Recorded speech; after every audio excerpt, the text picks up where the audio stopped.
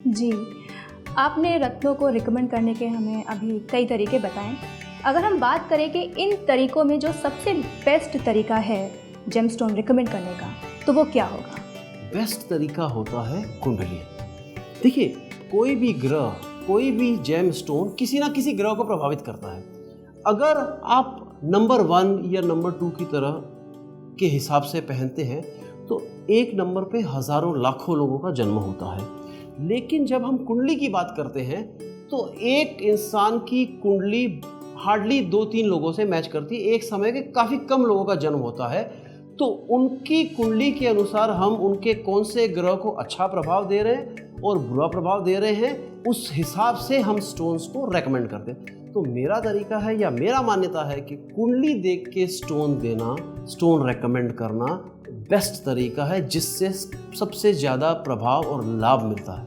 अमित जी, आपने रत्नों के बारे में बताते हुए उपरत्नों का जिक्र किया था, तो इन उपरत्नों के बारे में हमें कुछ बताएं। 3 प्रकार के रत्न सबसे ज़्यादा महंगे होते हैं। पहला हीरा, दूसरा नीलम और तीसरा पोखराज। ये 3 सबसे ज़्यादा एक्सपेंसिव रत्न हैं। अब मैं इन तीनों के उपरत्नों की बात करूंगा ताकि लोग अफोर्ड कर सकते हैं, जो उनको पहन सकते हैं। जैसे कि अगर आपको किसी ज्योतिष या किसी न्यूमरोलॉजिस्ट ने हीरा सजेस्ट किया है, तो मैं आपको सलाह दूंगा कि हीरा अगर आपके बजट में नहीं आता तो आप एक ओपल पहन लीजिए। ओपल ज़्यादा एक्सपेंसिव नहीं है और काफ़ी लाभदायक है, हीरे का सब्स्टिट्यूट स्टोन है। अब आ जाते हैं नीलम पे। अब जैसे हमने सुना है नीलम लाखों रुपए में आता है, 50,000 से लेकर लाखों रुपए में आता है, और काफ़ी लोग जिनको सजेस्ट किया जाता है नीलम, वो उसे अफोर्ड नहीं कर सकते। तो मैं इन लोगों को सजेस्ट करता हूँ कि नीलम की बजाय आप उसका उपरत्न ब्लू टोपास पहनिए। वो काफ़ी लाभदायक है और नीलम के मुकाबले 1/5 के कॉस्ट पे आता है, जो कि नीलम जैसा ही रिजल्ट आपको देगा। और तीसरा है पोखराज। पोखराज का भी नीलम के जैसे ही रेट्स होते हैं, लेकिन जो लोग पोखराज नहीं अफोर्ड कर सकते, मैं आपको सजेस्ट करूंगा आप येलो टोपाज या येलो सिट्रीन नाम का सब्स्टिट्यूट पहनिए। वो भी आपको काफ़ी लाभ देगा। रत्नों को किन धातुओं में और किस उंगली में पहना जा सकता है?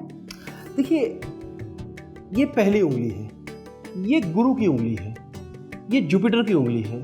तो ये उंगली में सबसे बेस्ट स्टोन होता है पोखराज, और उसे येलो धातु यानी कि गोल्ड में धारण किया जाता है। ये हमारी सेकंड फिंगर है, ये शनि की फिंगर है। तो इस उंगली में शनि का रत्न ब्लू टोपैज या ब्लू सफ़ायर या गोमेद भी धारण किया जा सकता है चांदी में।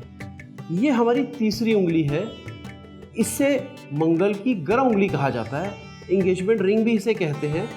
इस उंगली में गर्म स्टोन्स पहना जाता है। फॉर एग्जाम्पल, इस उंगली में आप रूबी और रेड कोरल स्टोन पहन सकते हैं, और दोनों को गोल्ड में ही आपको पहनना है। ये है लास्ट फिंगर, जिसे पन्ना या मोती की उंगली भी कहा जाता है।